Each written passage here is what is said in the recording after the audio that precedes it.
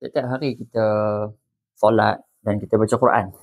Ini contoh Quran, tapi Quran ni Quran tafsir. Kalaulah kita tak ada ilmu tajwid, jadi bila kita baca Quran tu, confirm akan banyak kesalahan. Kesalahan kita daripada segi dengung tak dengung, yang dekat tempat panjang pendek kita akan salah. Yang tu kalau kita tak ada ilmu tajwid. Tapi bila kita lihat balik, bila kita nak belajar ilmu tajwid, ni salah satu buku ilmu tajwid. Buku tajwid ni nipis je. Nak banding dengan Quran, memang beza banyak lah.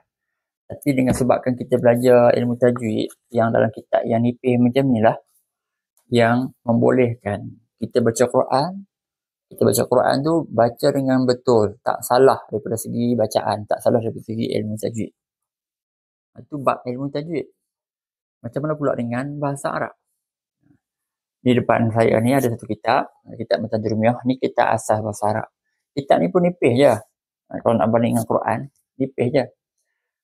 Tapi oleh kerana kita belajar bahasa Arab, nanti bila kita baca Quran, kita baca Quran yang setebal ini, kita akan mula rasa keindahan bahasa Quran ni. Kita akan mula faham sebab apa perkataan ni baris yang dhammah, sebab apa perkataan ni baris yang bawah. Kita akan seronok belajar. Sebab tu pentingnya kita belajar bahasa Arab untuk kita memahami keindahan bahasa Quran. Yang ni siapa yang dia tak rasa, dia tak tahulah.